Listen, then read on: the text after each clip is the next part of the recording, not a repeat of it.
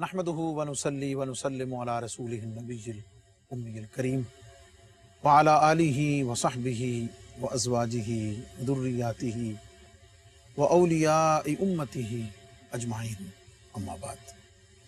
गंज बख्शे फैज़ आलम मज़हरे नूरे खुदा नाक़िसारा पीर कामिल कामिलारा रहनुमा हज़रत ख्वाजा खाजगां ख्वाजा मोइनुद्दीन चिश्ती अजमेरी रहमतुल्लाहि ताला अलैह हुज़ूर फैज़ आलम दाता गंज बख्श रहमतुल्लाह अलैह की बारगाह में चिल्ला कश होने के बाद अजमेर की तरफ जाते हुए हुज़ूर फैज़ आलम दाता गंज बख्श रहमतुल्लाह ताला अलैह के मरातिब व मकामात की अव्वली नकाब कुशाई इन अलक़ाबात और इस शेर के ज़रिए फरमा गए और क़यामत तक आने वाले उशाक़ान मुस्तफ़ा सल्लल्लाहु अलैहि वसल्लम और ग़ुलामान औलिया को ये पैगाम दे दिया कि लाहौर की सरज़मीन पर जो हस्ती आराम फरमा है, जलवा फरमा है, उसे कोई आम हस्ती न समझना। वो बैक वक्त गंज बख्श भी हैं, फैज़ आलम भी हैं, मज़हरे नूरे खुदा भी हैं, नाक़िसारा पीर कामिल हैं और कामिलारा रहनुमा। हुज़ूर सैयदी व सनदी व मुर्शिदी हज़रत दाता गंज बख्श हिजवेरी रहमतुल्लाह ताला अलैह की तालीमात और आपके इरशादात पर मुश्तमिल किताब और उसी किताब के उन्वान से मुअन्वन प्रोग्राम कश्फुल माजूब लेकर आपकी खिदमत में आपका मेज़बान मुफ्ती मोहम्मद रमज़ान सैलवी हाज़िर खिदमत है। इस प्रोग्राम में हम कश्फुल माजूब शरीफ के मंदरजात, हुज़ूर फैज़ आलम दाता गंज बख्श रहमतुल्लाह ताला अलैह के इरशादात, तसव्वुफ़ की इस्तिलाहात, हुज़ूर फैज़ आलम दाता गंज बख्श रहमतुल्लाह अलैह के अपने अल्फाज और उन्हीं अफ़कार के आईने और उन्हीं की बरकतों के साए में कुछ अर्ज़ करने की जसारत करते हैं। और मेरे साथ हमेशा की तरह आप सबके हम सब के जाने पहचाने बहुत ही मुअज़्ज़ज़ व मुहतरम मुहतशम, बड़ी ही दिलावेज़ और बड़ी ही इल्मी रूहानी शख्सियत हज़रत अल्लामा मौलाना मोहम्मद शहज़ाद मुजद्दिदी तशरीफ़ फरमा होते हैं। अस्सलामु अलैकुम व रहमतुल्लाह। आगे बढ़ने से पहले सबसे पहले आपको इस साल हज की सआदत के अता होने पर बहुत मुबारकबाद पेश करते हैं। इससे पहले कि प्रोग्राम शुरू करूं, चाहूँगा कि कोई एक बात उस मुबारक सफ़र के हवाले से आप मुख्तसर इरशाद फरमाएँ और फिर हम बिस्मिल्लाहिर्रहमानिर्रहीम बढ़ते हैं। मौला सल्ली व सल्लिम दाइमन अबदन अला हबीबिका खैरुल खल्क़ि कुल्लिहिम। उस बारगाह में तो मुफ्ती साहब अजीब व गरीब कैफियत, अनवार व तजल्लियात का वरूद जारी रहता है और उसका इजहार मैं करता रहा अशार की शक्ल में।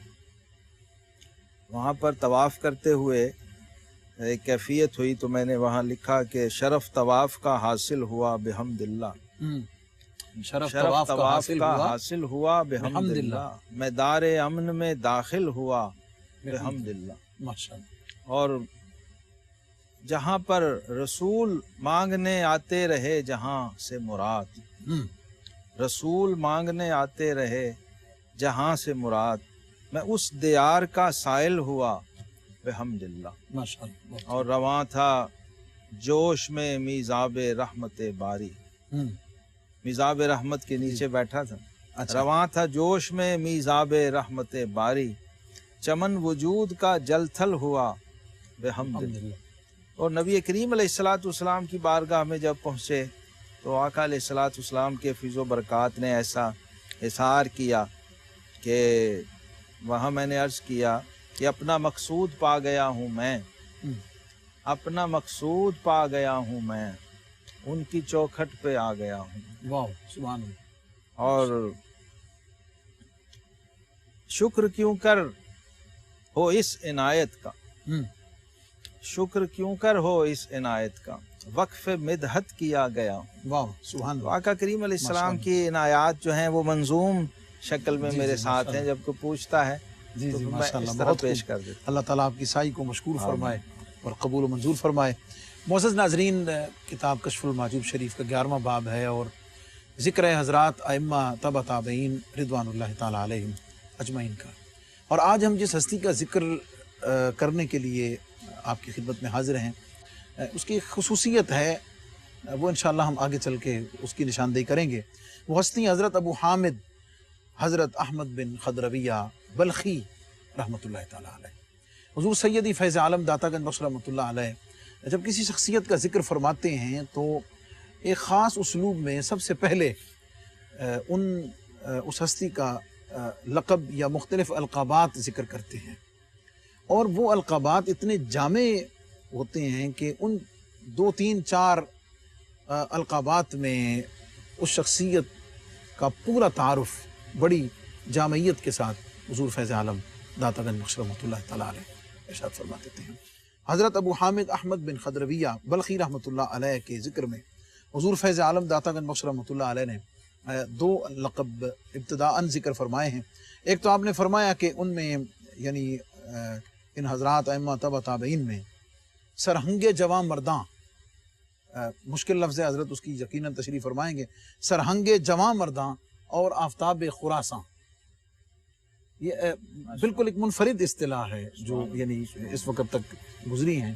تو اس سے اس کا مطلب کیا ہے اور اس سے کس خصوصیت اور آپ کی کس فضیلت کی طرف اشارہ ہے؟ جی بسم اللہ الرحمن الرحیم. مفتی صاحب اس میں اب ایک اور انفرادیت یہ آئی ہے دوسرے لقب میں آفتاب خراسان میں. جی اب ہمیں یہاں پر صاحب کشف المحجوب کا جو تاریخی شعور ہے وہ بھی جھلکتا اور چھلکتا ہوا نظر آتا ہے کہ آپ جب کسی دور اور زمانے کی بات کرتے ہیں یا کسی شخصیت کی بات کرتے ہیں تو اس کے پورے دور اور اس کا جو زمانی پس منظر ہے جی اس پہ آپ کی نظر ہوتی ہے. ہاں، اور چونکہ آپ خود بھی اسی علاقے کے ہیں، افغانستان کے ہیں، جی اور یہ ایریا بھی خراسان کا ایک حصہ رہا ہے بہت عرصہ، اس وجہ سے بھی. اور کشف المحجوب میں آپ نے ایک جگہ لکھا بھی ہے کہ خراسان کے سفر کے دوران میں نے 300 اولیاء وقت کی زیارت کی وہاں. اچھا، خراسان جو ہے یہ مرکز ولایت و روحانیت رہا ہے صدیوں، اس وجہ سے بھی اس کی ایک اہمیت ہے. ایک ہے کسی عوام یا فساق فجار عام گناہ گار لوگوں کے شہر میں کسی ایک نیک زاہد بزرگ کا ولی کا ہونا، ایک ہے پہلے ہی پورا شہر ولیوں سے بھرا ہو اور پھر اس کے اندر سرہنگ جواں مرداں ہونا، آفتاب خراساں اور آفتاب خراساں ہونا. یہ جو اہمیت کا حامل دونوں القاب اب پس منظر کے ساتھ سمجھ آئیں گے. جی کیونکہ جب یہ لقب لائے ہیں تو اس کا مطلب یہ ہے کہ جواں مردوں کی کمی نہیں تھی، اہل فتوت بہت تھے، جواں مردی والے بہت تھے، یعنی تارک دنیا بھی تھے، تارک عقبہ بھی تھے. جواں مردی کا مطلب یہ ہے جی دنیا اور آخرت دونوں کو ترک کر کے بیٹھے ہوئے تھے، صرف طالب مولا تھے، مرضی مولا ہما اولا.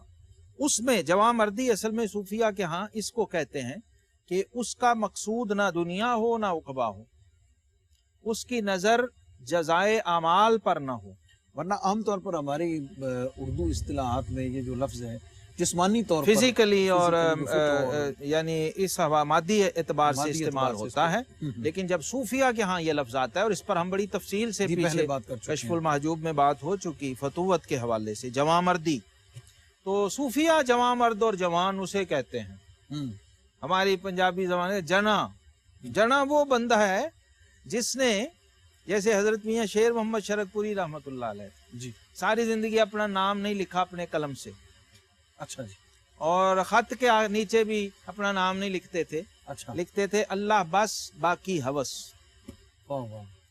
یہ ہے جواں مردی کی وہ روایت جو اوپر سے چلتی ہوئی ہمارے دور کے صوفیہ تک پہنچی، اور انہوں نے جواں مردی کے تقاضوں کو نبھایا اور اس پہ استقامت اختیار کر کے دکھائی، اور اپنی ذات کی، اپنے کمالات کی، اپنی صفات کی، ایون کہ اپنے نام کی بھی نفی کر دی جو پہچان کی ایک آخری صورت ہوتا ہے. جی.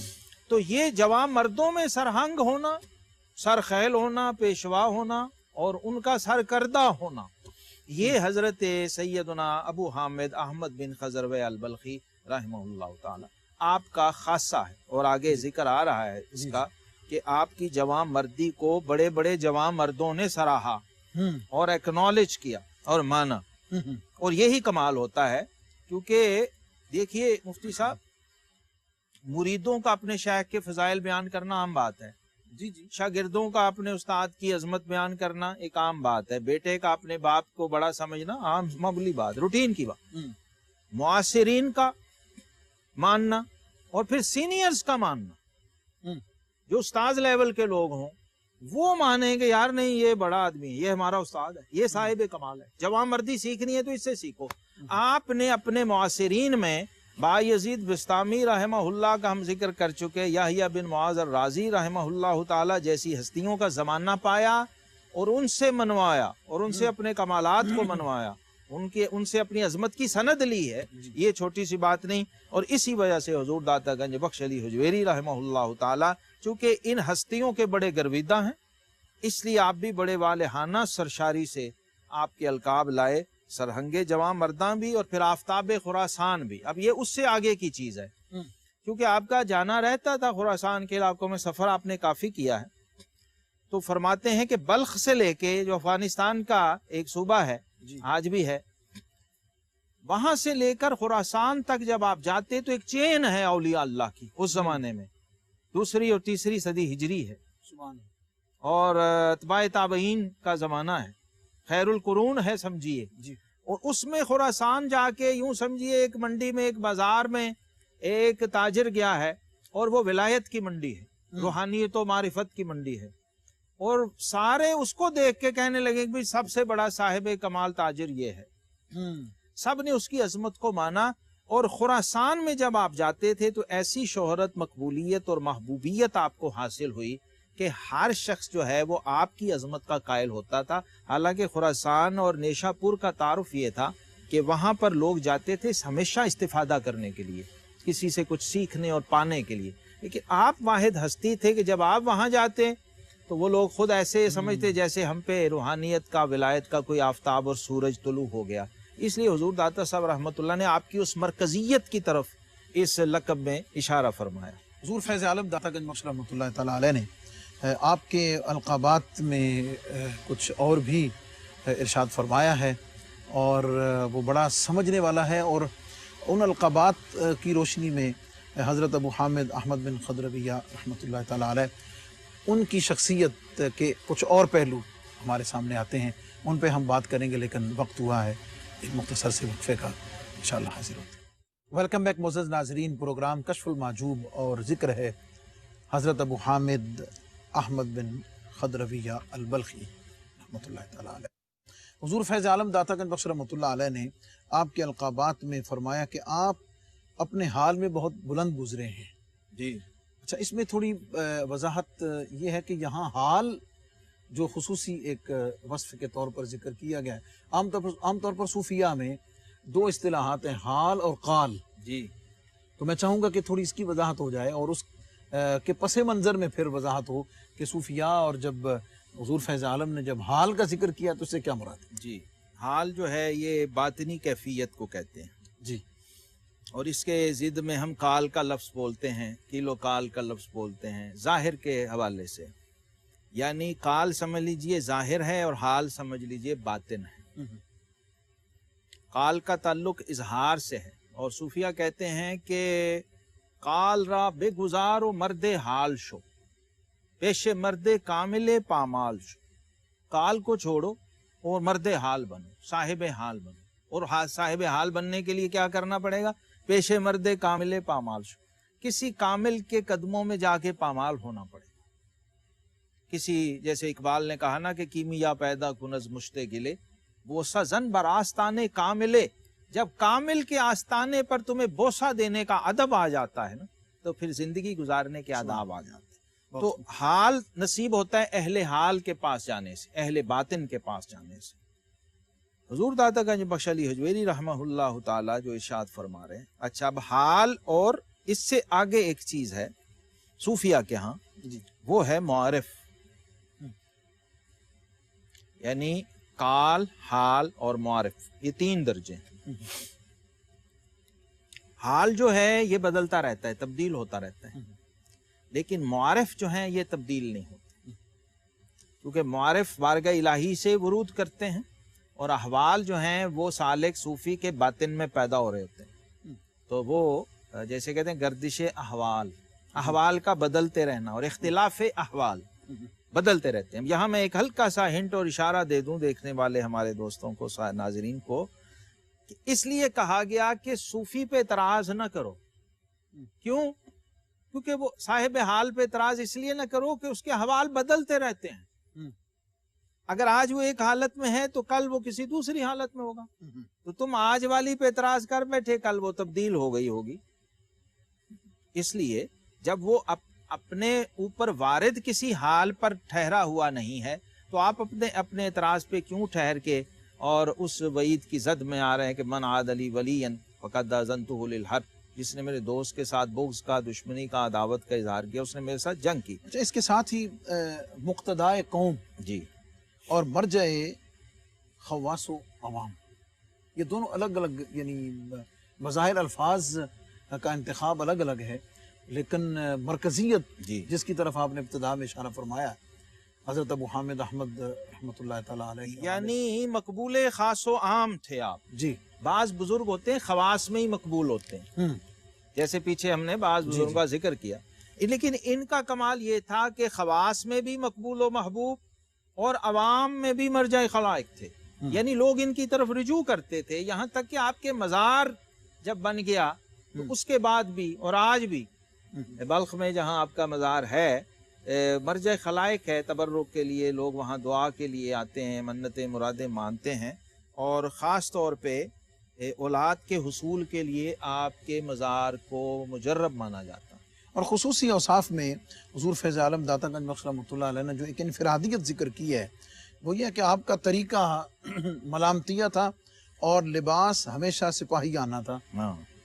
اچھا، اس میں مفتی صاحب عرض کر دوں، جناب، مقتدائے قوم یعنی اپنے دور میں جہاں پر آپ رہتے تھے اور جن لوگوں میں آپ رہتے تھے ان کے اندر بھی مقتدا تھے، اور جو صوفیاء صالحین تھے وہ بھی سب کے سب آپ کو اپنا پیشوا و مقتدا مانتے تھے. ورنہ ہوتا یہ ہے کہ صرف مرید ہی بطور مرشد و شیخ اپنے شیخ کو اپنا مقتدا سمجھ رہے ہوتے ہیں. لیکن حضرت ابو حامد احمد بن خضروی البلخی رحمہ اللہ تعالیٰ کی مقبولیت و محبوبیت ایسی تھی کہ آپ مرشدین اور مریدین دونوں کے اندر یکساں مقبول و محبوب تھے. لہٰذا جو قوم صوفیاء ہے، یہاں ایک معنی مقتدائے قوم سے مراد یہاں صوفیاء ہیں. جی، تمام سالکین و صوفیاء کے مقتدا تھے اپنے زمانے میں، پورے بلخ میں، بلخ سے لے کر خراسان تک. خراسان سے آپ کا ایک تعلق یوں بھی ہو گیا کہ آپ کے سسرال ہو گئے خراسان، جس کا ذکر آگے آئے گا آپ کی اہلیہ محترمہ کے تذکرے میں. اور طریقہ ملامتیہ جو ہے اس کا ذکر تفصیل سے ہم کر چکے پہلے کشف المحجوب میں، اور اس کی ایک مثال آئے گی کہ آپ اپنا لباس سپاہیانہ رکھتے تھے ہمیشہ. طریقہ ملامتیہ کا مطلب یہ ہے کہ اپنے اعمال کا کریڈٹ کبھی نہ لینا، اپنے مقامات کا کریڈٹ عوام سے کبھی نہ لینا، اور خود معبود سے بھی نہ چاہنا. اللہ اکبر. اس کا طالب نہ ہونا کہ میں یہ جو ریاضت، مجاہدہ، صوفی، تصوف، سلوک جو کچھ بھی میں کر رہا ہوں اس کے لیے مجھے کوئی سراہا جائے، کوئی اکنالجمنٹ ملے، کوئی مجھے مرتبہ مقام ملے، کوئی بینر لگے، کوئی اشتہار چھپے، کوئی نعرے لگیں. نہیں، بلکہ اس کے اپوزٹ ہے. اپوزٹ کیا ہے؟ اس زمانے میں یہ تھا کہ جو سپاہی کے لباس میں ہوتا تھا نا، اس کو کراہت کی، ناپسندیدگی کی نظر سے دیکھا جاتا تھا کہ یار یہ بندہ ٹھیک نہیں ہے. تو آپ جان بوجھ کے وہ والا لباس، حالانکہ نہ آپ کا کوئی تعلق تھا، نہ کوئی جاب تھی ایسی، نہ، لیکن لباس وہ پہن کے رکھتے تھے تاکہ لوگ آپ کو اچھی نظر سے نہ دیکھیں، کراہت کی نظر سے. اللہ اکبر. آپ کی اس بات کو بڑھاتے ہوئے حضرت مفتی احمد یار خان صاحب نعیمی رحمۃ اللہ علیہ نے تفسیر نعیمی میں ایک جگہ لکھا ہے اپنے، اور ظاہر ہے ہمارے قریب ترین زمانے میں گزرے ہیں. آپ فرماتے ہیں کہ اگر کوئی سالک اور صوفی یہ چاہے کہ لوگ اس کی طرف متوجہ نہ ہوں تو وہ عالم ہونے میں شہرت اختیار کرے. ٹھیک، کہ لوگ عام طور پر بہت صحیح بات لکھی ہے، یعنی اسی کی طرف، یہ اسی کی طرف مثال دیتے ہوئے مفتی صاحب نے آپ کے بالکل ارشاد کو صحیح آگے بڑھایا کہ یعنی اس زمانے میں اس لباس میں ہونا لوگوں کے لیے کوئی اس میں ناپسندیدہ سمجھا جاتا تھا. لوگ آوازیں کستے تھے یار جو نہیں جانتا یہ احمد بن خضروی ہے وہ تو کوئی نہ کوئی فکرہ کسے گا. اچھا، حضور فیض عالم داتا بخش رحمۃ اللہ تعالیٰ علیہ نے معزز ناظرین، جو میں نے انٹرو میں عرض کیا تھا کہ ایک خصوصیت ہے آپ کے ذکر پاک میں، اور وہ بنیادی طور پر ذکر ہے حضرت ابو حامد احمد رحمۃ اللہ تعالیٰ علیہ کی اہلیہ محترمہ کا ذکر پاک ہے، جو حضور فیض عالم داتا گنج بخش رحمۃ اللہ تعالیٰ علیہ نے ضمناً کیا ہے، اور حضرت رابعہ بصریہ رحمۃ اللہ تعالیٰ علیہ ان کے بعد یہ دوسری کاملہ خاتون ہیں کہ حضور فیض عالم داتا گنج بخش رحمۃ اللہ علیہ نے ان کا ذکر تفصیل سے کیا ہے، اور تفصیل سے ذکر کرنے میں چند ایک باتیں بڑی دلچسپ زیر باس آئیں گی، لیکن میں بالکل اپنے معزز ناظرین سے یہ گزارش کروں گا کہ ہم آپ کے ذکر پاک میں آپ کی جس خصوصیت اور جس اعلیٰ درجے کی استقامت کی طرف ہم آگے ذکر میں بڑھیں گے، میں چاہوں گا کہ اس کو آخر تک سننا ضروری ہے، تاکہ جتنے اشکالات اس ذکر میں ابتدا میں آئیں گے، حضور فیض عالم داتا گنج بخش رحمۃ اللہ تعالیٰ علیہ نے خود ان کا جواب آخر میں ذکر کر دیا ہے۔ حضرت پہلی بات تو اس میں یہ ذکر کی جائے کہ آپ کی جو اہلیہ محترمہ ہیں جن کا نام فاطمہ جی رحمۃ اللہ تعالیٰ علیہ حضور فیض عالم نے ذکر کیا ہے، ان کا تھوڑا سا تعارف میں چاہوں گا کہ آپ اجمالاً ذکر کر دیں، اس کے بعد پھر ہم ان مندرجات کی روشنی میں آگے بڑھیں گے جو حضور فیض عالم نے فرمایا۔ ان کو مفتی صاحب حضرت امام ابو عبد الرحمن السلمی رحمہ اللہ تعالی طبقات الصوفیاء میں جہاں انہوں نے خواتین صوفیات کا ذکر کیا ہے اس میں مستقل لائے ہیں، جی اسی لسٹ میں جس میں حضرت بی بی رابعہ بصریہ رحمۃ اللہ علیہ اور دیگر خواتین کا ذکر آتا ہے، ان کو ان میں سر فہرست رکھا گیا۔ جی یعنی 3 خواتین اس امت میں ایسی ہیں، ایک کا ذکر پیچھے کشف المحجوب میں گزرا ہے، اور ایک حضرت بی بی رابعہ بصریہ ہیں، تیسری یہ حضرت فاطمہ بلخیہ ہیں رحمہ اللہ تعالی۔ یہ امیر بلخ کی صاحبزادی تھیں، یعنی شہزادی تھی سمجھ لیجئے، بادشاہ وقت کی بیٹی۔ بادشاہ وقت کی، اور شاہی خاندان سے تھیں، اور ان کی جو والدہ تھیں وہ خراسان کے بادشاہ کی بیٹی تھیں، یعنی نسل در نسل وہ خراسان سے جو تعلق بنتا ہے سسرالی کا، ساحریت کا، حضرت ابو حامد احمد بن خضر بلخی کا، وہ انہی کی نسبت سے بنتا ہے۔ تو اس طرح سے شاہی خاندان سے مستقل وابستگی تھی، اور بہت عظیم الشان پس منظر تھا نسبی طور پر، لیکن عجیب و غریب بات یہ ہے کہ علم کا ذوق ان کا انتہا درجے کا تھا کہ یہ 7 سال جا کے مکہ معظمہ میں مستقل مقیم رہیں، سبحان اللہ۔ تعلیم حاصل کی، قرآن پاک کی تفسیر کا علم حاصل کیا، سند کے ساتھ حدیث کا سماع کیا حدیث سے، اور اس دوران کچھ وقت بیت المقدس میں بھی جا کے گزارتی تھیں عبادت کے لیے۔ یہ ذوق تھا شہزادی ہونے کے ساتھ ساتھ علم و فضل کا، عبادت کا، تقوی کا، اور مجاورت حرم کا، خانہ کعبہ کا۔ اور ایسی ہی کوئی خاتون ہو سکتی ہے میرا خیال ہے کہ جو شہزادی ہونے کے باوجود کسی صوفی اور درویش کی طرف اس کو اٹریکشن ہو، خود رغبت ہو۔ لہٰذا آپ نے حضرت احمد بن خضروی رحمۃ اللہ تعالی علیہ کو خود نکاح کا پیغام بھجوایا تھا، جی، اور انہوں نے معذرت کی تھی، ریجیکٹ کر دیا تھا کہ نہیں جناب۔ پھر انہوں نے کہا، پھر انہوں نے ریجیکٹ کیا، پھر تیسری بار انہوں نے کہا کہ میں کسی اور وجہ سے نہیں کہہ رہی، ظاہری حسن و جمال، دینی رہنمائی، آپ جوان ہیں، خوبصورت ہیں، مجھے معلوم ہے، لیکن روحانیت نورانیت بہت ہے، میں تو دینی رہنمائی چاہ رہی ہوں، میں شہزادی ہوں، کسی شہزادے کے ساتھ چلی جاؤں گی، میرا سارا دینی علمی ذوق پیچھے کا پیچھے رہ جائے۔ اب دیکھیں ان کی کوالیفیکیشن کیا ہے اس زمانے کے حساب سے، اور اس میں جو جملہ ایک محدثہ کی کوالیفیکیشن ہے، یعنی جو جملہ ساتھ فرمایا کہ راہ راست سے ہٹانے والے بہت ہیں، ہاں، مجھے راہبر کی تلاش ہے، اس لیے میں آپ کی طرف۔ تو راہبر ظاہر ہے وہ ان سے بڑا راہبر کون ہو سکتا تھا، اور اس طرح کا قرب حاصل ہو کہ ظاہری باطنی دونوں طرح کی رہنمائی حاصل ہو۔ لہٰذا حضرت احمد بن خضروی رحمۃ اللہ تعالی علیہ نے آپ کے اس پیغام کو شرف قبولیت بخشا، اور آپ ان کے عقد میں آئیں۔ اس پر بات آپ کے ذکر پاک کو آگے مزید بڑھائیں گے۔ معزز ناظرین، حضرت فاطمہ رحمۃ اللہ تعالی علیہا، زوجہ حضرت ابو حامد احمد خضرویہ رحمۃ اللہ تعالی، ان کا ذکر مختصر آپ نے سنا۔ مزید آپ کی سیرت پاک پر کچھ باتیں انشاءاللہ العزیز ہم ضرور کریں گے، لیکن ایک مختصر سے وقفے کے بعد اسٹے ود اس۔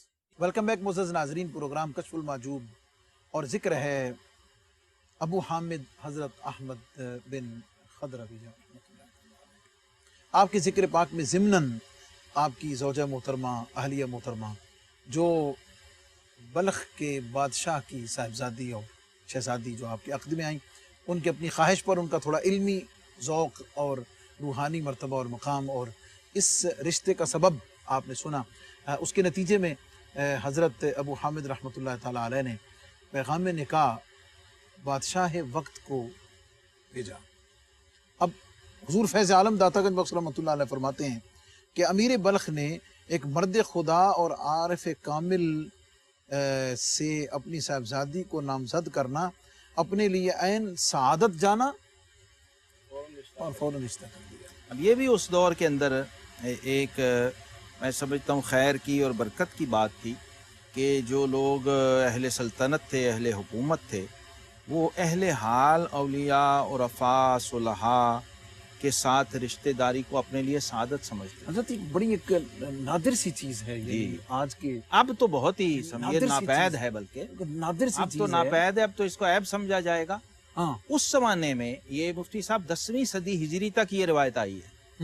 یہ ہمارے لاہور میں انجینئرنگ یونیورسٹی میں آرام فرما ہے حضرت خواجہ سید خامد محمود المعروفی شاہ رحمۃ اللہ تعالی، شاہ نقشبند کی اولاد ہیں، جی جی، جو مغل شہزادیاں ہیں وہ آپ کے بیٹوں کے ساتھ بیاہی ہوئی تھی، اور اورنگزیب جو ہیں اپنے ظہیر الدین بابر سے لے کر اور ان کی آگے اولاد تک، جہانگیر تک، آپ کے خانوادے کے ساتھ ان کی عقیدت اور محبت کا اظہار وراثت میں ملا، اور اس کا آخری حد یہ تھی کہ انہوں نے اپنی صاحبزادیوں، اپنی شہزادیوں کی شادیاں آپ کے شہزادوں کے ساتھ، جو علمی اور روحانی شہزادے تھے، ان کے ساتھ کرنے کو سعادت جانا۔ اور یہاں تک انہوں نے کہہ رکھا تھا کہ حضرت اگر تشریف لائیں تو ہماری حرم سرا میں کوئی پابندی نہیں، آپ جب چاہیں جہاں چاہیں تشریف لا سکتے ہیں۔ اتنا اعزاز و اکرام تھا بزرگان دین کا، اور جب تک یہ رہا ہے اللہ تعالیٰ نے مسلمانوں کو عروج اور عظمت بھی عطا فرمائی ہے۔ اور میں نے ایک تاریخ کے طالب علم ہونے کے ناطے میں یہ سمجھا ہوں کہ جب تک سلاطین اسلام اور حکمرانان اسلام جو ہیں یہ درویشوں فقیروں کے در سے وابستہ رہے ہیں، اللہ تعالیٰ نے ان کو عزت دی ہے، اور جب انہوں نے اللہ کے فقیروں کو، درویشوں کو چھوڑا ہے تو یہ رسوا ہوئے۔ یہ روایت تو آج بھی میں سمجھتا ہوں اس کو برقرار رکھنا چاہیے۔ سلطان صلاح الدین ایوبی اور محمود غزنوی سے لے کے اور سلطان اورنگزیب عالمگیر رحمۃ اللہ علیہ تک یہ روایت زندہ رہی ہے۔ سبحان اللہ۔ حضور فیض عالم داتا گنج بخش رحمۃ اللہ تعالیٰ علیہ نے اس شادی کے ہو جانے کے بعد حضرت فاطمہ رحمۃ اللہ تعالیٰ علیہ ان کے معمولات میں ذکر یہ فرمایا ہے کہ آپ نے حضرت ابو حامد کے گھر میں پہنچتے ہی اپنے دنیاوی مشاغل تمام کے تمام ترک فرما دیے، گوشہ نشین ہو گئیں، اور خلوت خانہ خاص میں بس صرف حضرت احمد اور حضرت فاطمہ ہی رہتے تھے۔ اب یہ کیا تھا؟ یہ اتنے سے لفظ سے سمجھ نہیں آئی، یعنی جس مقصد کے لیے شادی کی تھی اس کی تکمیل میں لگ گئیں۔ جی جی کہ حضور مجھے سلوک اور منازل سلوک طے کروائیے۔ مفتی صاحب یہاں میں عرض کر دوں، حضور غوث پاک سیدنا شیخ عبد القادر جیلانی رضی اللہ عنہ کی والدہ ماجدہ کا اسم گرامی بھی فاطمہ تھا۔ فاطمہ جی ہاں۔ اور جب شادی ہوئی ان کی تو پہلے 3 دن 3 راتیں تینوں میاں بیوی مصلی پہ رہے، غوث پاک کے والدین۔ اور سیدنا عمر بن عبدالعزیز رحمۃ اللہ کی اہلیہ محترمہ جو ہے ان کا نام بھی غالباً فاطمہ ہی تھا، وہ بھی شہزادی تھی بنو امیہ کی۔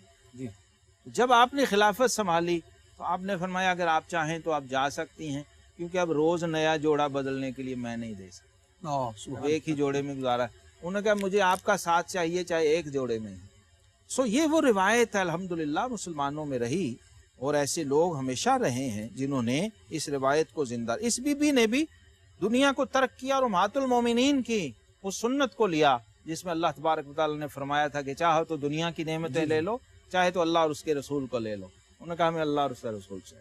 ان بیویوں نے اللہ اور اس کے رسول کو اصل میں چنا، اس واسطے سے، اس وسیلے سے کہ یہ اللہ کا دوست، اللہ کا ولی تو ظاہر ہے اللہ رسول کے رستے اور طریقے پہ ہے، اس کے پاس تو اور کچھ ہے ہی نہیں۔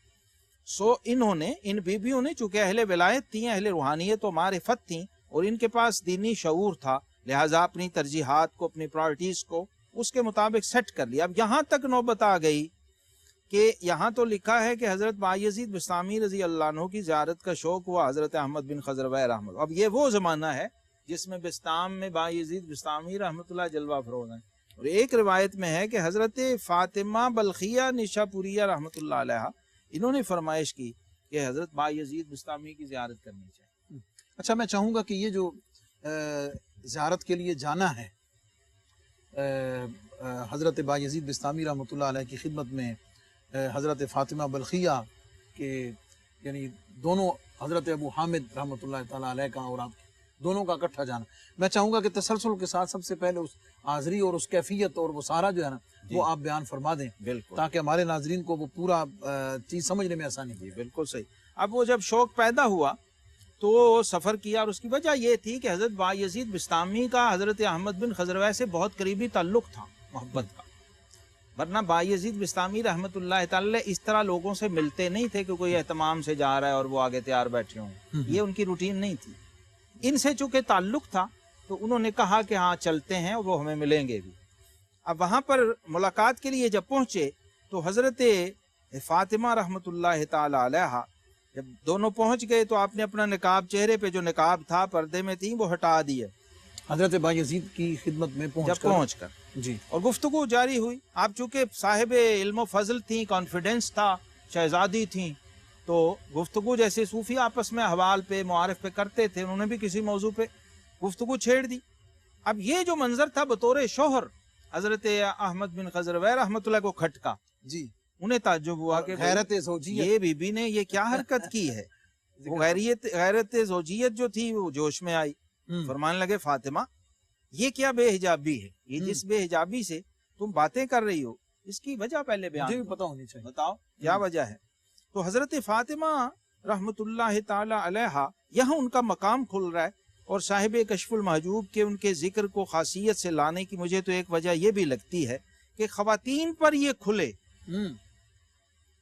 کہ اللہ نے اگر آپ کو عورت بنایا ہے اور روحانیت کی مردانگی آپ کو عطا فرما دی ہے، سبحان اللہ، تو پھر بایزید بستامی بھی سامنے بیٹھے ہوں تو آپ اپنے مقامات اور اپنے کمالات کے ساتھ ان سے گفتگو کر سکتی ہیں. شاید اسی طرف اشارہ ہے حضرت بایزید بستامی کا کہ جو چاہے کہ کسی مرد کو عورت کے لباس میں مخفی دیکھے تو فاطمہ بلخیہ کو دیکھے. اور حضرت ذنون مصری رحمۃ اللہ تعالی علیہ سے کسی نے پوچھا تھا نا جی کہ آپ نے جن اہل کمال کو آج تک دیکھا ہے ذرا ان کا ذکر کریں.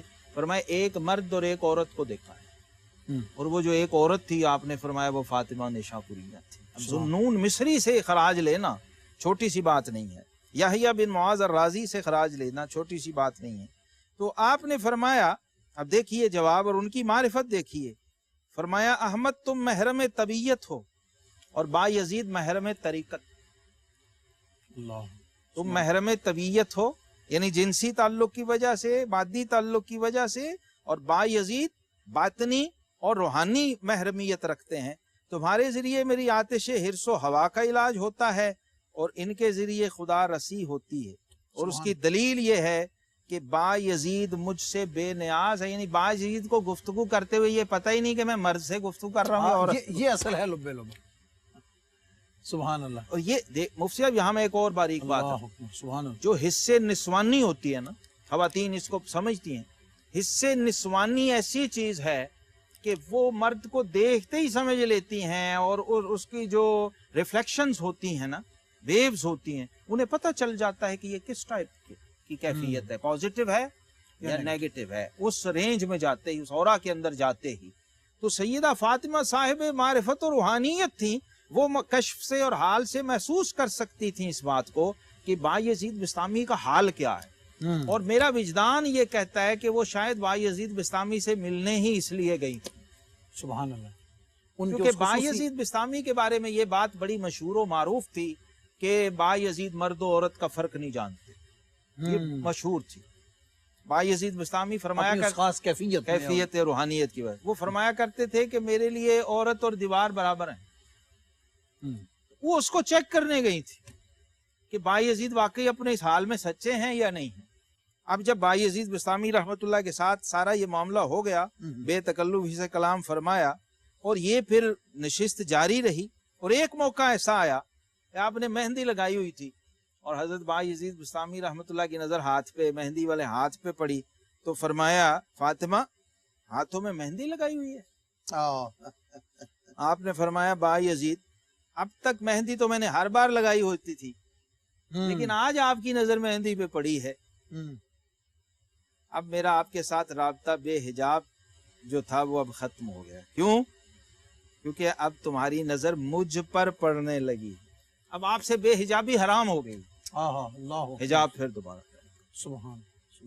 یہ ایک حال ہے، یہ ایک کیفیت ہے جس میں سے یہ دونوں بزرگ گزرے ہیں، دونوں صاحب حال بزرگ گزرے ہیں، اور سیدہ فاطمہ بلخیہ کی کسوٹی پر بایزید بستامی کا حال پرکھا گیا